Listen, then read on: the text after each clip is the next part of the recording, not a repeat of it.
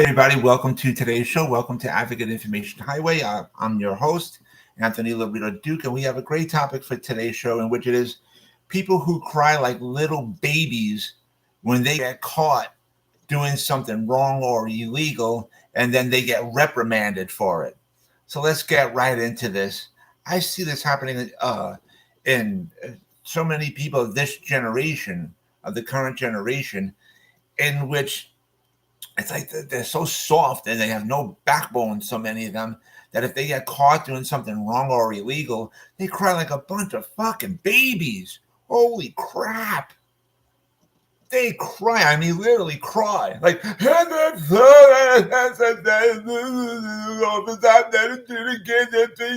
daddy, my mommy. Or if their supervisors come up to them and to try to talk about something that the workers did wrong or whatever, they just go,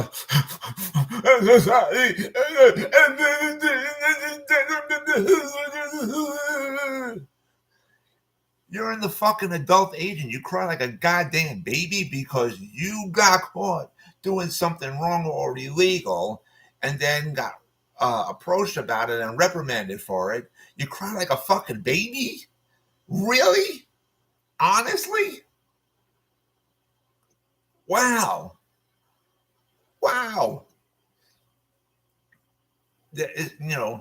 And this is why I've said it in many, many episodes, in my prior episodes, and many of them, right? I said very specifically, parents gotta discipline their children from day one, not 14 years later or 15 years later or whatever. From day one, show proper and reasonable discipline. Because if you don't, then as they get older and get into the adult age, they act like these fucking morons. Seriously, no backbone, crying like a little baby. They're not going to amount to shit then. They're not going to amount to shit. So from day one, it's so important to show proper discipline within reason and stuff like that. And of course, legally, but you got to do it. Otherwise, it leads into other problems later on in life, and you don't want that. And I'll give you a perfect example. Just a few days ago, I went into this place of business and with an issue, and I spoke to one of the workers there, and he said that he was supposedly helping me, right? And I discussed the situation with him, and he went on his computer and was supposedly helping me resolve it. And he said, within like 3 days, it'll be resolved, sir. And I said, okay, thank you. So I said, I'll wait the 3 days and whatever. And then the 3 days later came, the situation was still not resolved. And I know that, with the COVID thing going around and stuff like that, things are difficult. Businesses are slow and stuff like that and whatever. And I understand all that. And I try to be reasonable, at least. So I gave it a few extra days to try to get resolved. And even a few extra days still wasn't resolved. So I went back to that place of business and I spoke to that same worker and I explained the situation. I wanted to know what happened, right? And I said, where's my item, right? I want to know where my item is. And he said that he couldn't, he doesn't know where it's at and whatever. And he asked me if I wanted him to reorder that same item and stuff like that. And I said, no, I want to give it one more business day just to see, because the post office is slow as shit, and I wanted to give it one more day just to see if I get that item in the mail the following day. I says, don't reorder anything now. If I get the item the next day in the mail, then all is well and good. I says, but if I do not get the item in the mail the following day, I would return back to the business, and we can then reorder the item. So he says, okay. He promised me he wasn't going to place the reorder for the item and whatever. So the next day came. I get my item in the mail, right? And I says, great, whatever. And I thought everything was resolved. Then a few days after that, I find out that the item that I got was no good, right? And whatever else. And then I go back to the place and I says, what happened with this? You know, and um, the worker gave me a big bullshit story. He goes, the item that you just got in the mail was put a stop on, and there was by the back office, and they automatically reissued you another one just a few days ago. I said, wait a minute, just a few days ago I told you not to place the reorder for this item. So he goes, oh, it was them. Oh, listen, you're bullshitting me. It's like you're pissing on my leg and then tell me that it's raining. No, not going to happen. So I spoke with the kid's supervisor, right? And I explained everything. And she looked on her computer and she goes, yes, the back office did the reorder just a few days ago. And I said, but I told the worker that I did not want a reorder of this item. I said, I specifically told the worker that I wanted to wait the next business day to see if I get the item in the mail. I says, if I didn't get the item in the mail the following day, I was going to come back and then we could do the reorder. I says, but I got this in the mail the next day. So I thought everything was hunky-dory. And she goes, no, because they placed a reorder that other day, they put a stop to this item.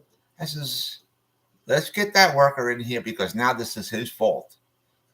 So she goes, no, we don't do things like that, sir. I will talk to him later about it. And I said, no, you won't. I said, if you say something later, it'll be a little tap on the wrist saying, don't you do that no more. I said, no, get his ass in here right now. We nip this in the butt right now. I want you to show him what's on your computer screen right now. And she gave me she was trying to tell me no, but I didn't realize that worker was standing right behind me. So she called the worker in to her office, right? And she showed him her computer screen. At this time, I'm looking at him with such daggers in my eyes. Like, I just wanted him dead at that time. I just wanted him dead. That's how I felt, right? So she showed him her computer screen, and she goes, this is what you did. And I says, on that day, I told you, do not do that. I said, I specifically told you that I was going to wait one more day to see if I get this item in the mail. And I said, I specifically told you that if I didn't get this item in the mail the following day, then I would come back here and then we would place the reorder.